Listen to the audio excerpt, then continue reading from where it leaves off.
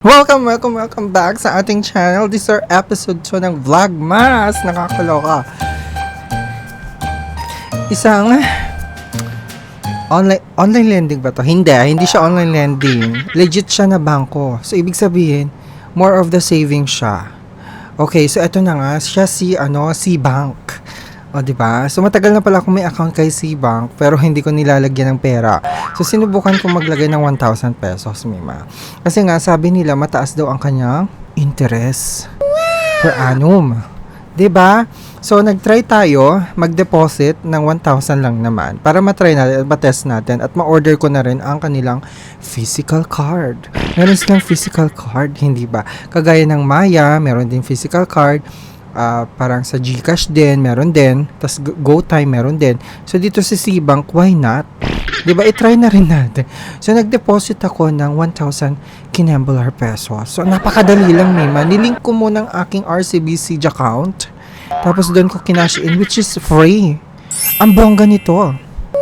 Okay. So, ganito siya, oh. Nag-cash in ako. Parang meron siyang 2 beses kaya tang may free cash in per month? Parang ganon? Tama ba? Or per week? Check natin na mabuti. So, nag-cash in ako ng 1,000 pesos for my RCBC account. Transfer fee, free. Wala siyang fee. Oh, you have 3 free cash-ins available. So, nag-cash in tayo ng 1,000 tapos free cash-ins applicable for December 8. December 2 to 8. Weekly free cash-ins are refreshed every month. Weekly siya. Weekly meron kang free cash-ins. Ang gara naman ng Cbank. Ang gara niya. Tapos syempre, okay natin.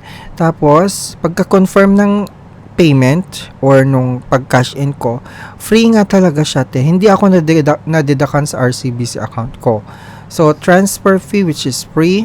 Okay? I'm not sure kung mababago yan. Tapos, syempre, agad-agad na deposit na sa aking Cbank account.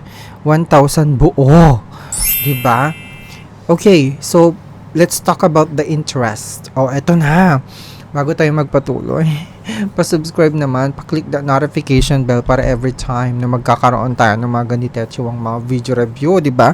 Hindi lang mga padyutangan itong mga nire-review natin, pwede rin mga savings product, mga deposit products, para makapag-ipon-ipon din tayo, di ba? Kung may mga gusto kayong jutangin, o di ba, i-cash out nyo yung jutang nyo, ilagay nyo sa savings. Ilagay nyo sa savings account nyo, di ba?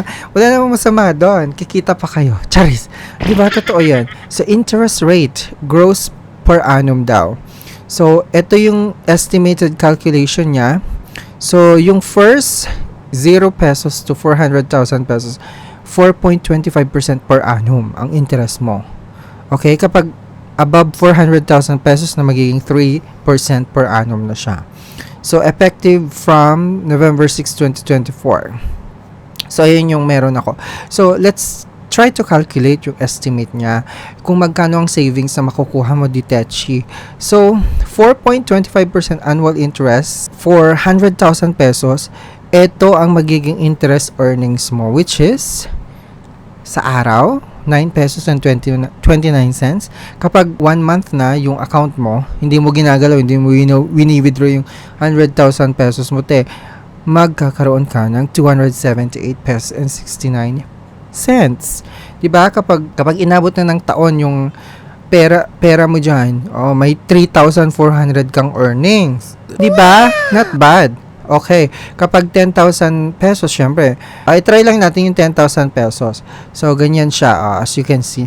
Your interest earnings will be credited daily, subject to 20% withholding tax. So, daily siya. Parang sa Maya, personal savings din. Daily din yun sa Maya. Okay, so, syempre, ang gagawin ko ngayon, may 1,000 pesos na ako dineposit. Try lang natin kasi ang sinasabi din nila dito, kaya gustong-gusto ng mga ibang vlogger, lalo yung mga travel vlogger, 0% kasi ang foreign transaction fee pag ginamit mo yung card ng Cbank abroad. 'Di ba? So parang sa GCash lang yata. Tapos meron din yata sa GoTime. I'm not sure kung 0% foreign transaction yon, GoTime at saka GCash. Pero dito, sinasabi sa Cbank na 0% foreign transaction fee daw. Okay. Ang kagandahan pa ng Cbank, meron siyang tinatawag na cashback earnings. Oo, you can earn up to 1,000 pesos per month. You have to use your card to earn up to 1,000 pesos cashback. Oo, yung savings na card, debit card. Okay. So, ito yung magpapakita yung earnings mo dyan, yung cashback mo. Gamitin mo lang yung card mo for grocery, for shopping, ganyan-ganyan. Kahit saan, kahit online, pwede. So, syempre, ang ginawa ko, agad-agad, nag-order na ako ng card. Diba? Ito yung, pero ito yung fees muna Kapag nag-withdraw ka sa local ATM, meron siyang 15 pesos charge. Diba? Doon sa mga bangko, sa traditional bank, 18 pesos Di ba? 18 pesos kapag ibang bangko ka nag-withdraw. Okay. So, may international ATM cash withdrawal din sila, which is 250 pesos. Tapos, may balance inquiry siya. Kapag nag-balance inquiry ka sa local ATM, which is 5 pesos. Okay. International ATM balance inquiry, 50 pesos. Tapos, syempre, pag ginamit mo yung card mo for payment sa mga local merchants, free siya. Diba? Alangan mo, magbayad pa ako kapag sinipe ko, hindi ba? It does not make any sense na diba? Gagamitin ko yung card, tapos mag-charge pa ako. Hello. So free yan. Tapos, foreign currency markup, free din siya. Tapos, meron siyang tinatawag na dynamic currency conversion fee, which is free. Free din siya. Tapos, virtual card issuance, free din. Pwede kang mag-request ng virtual card. Okay. Pero, may bayad ang physical card, which is 200 pesos. Tapos may dispute and chargeback service fee, which is 250 pesos. Ang benefits na makukuha mo dito sa physical card is you can enjoy up to 1,000 cashback monthly on all your purchases, now including in-store payments na. Okay, ang ganda naman nito. Kasi sa ibang kapag mga debit card, lalo sa mga traditional, hindi ka nakaka-earn ng cashback diba? Sa credit card ka na nakaka-earn ng cashback. Pero dito sa mga ganitong mga savings account, madalang.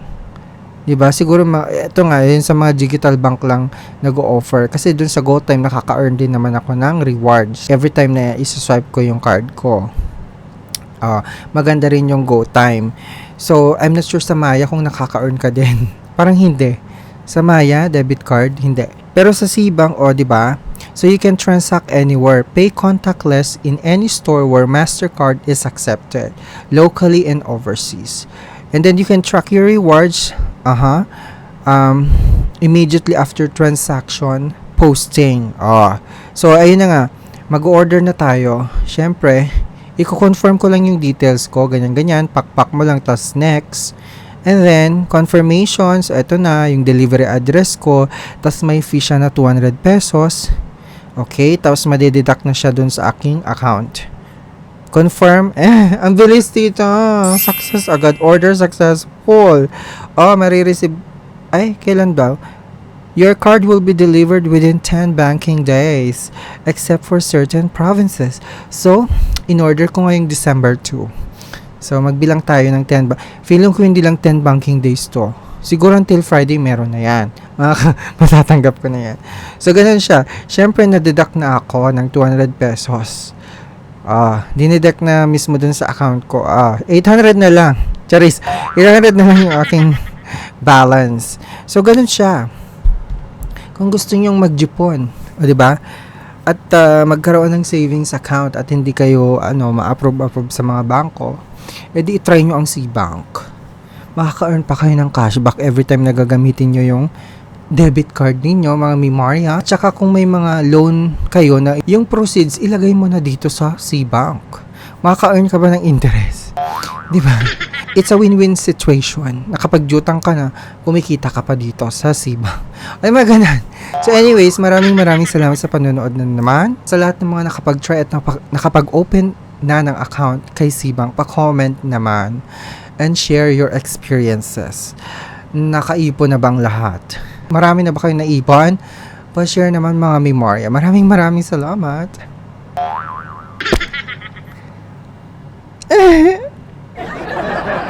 Nakakapag-ipon ka. Gusto mo lang jumutang eh. Charis.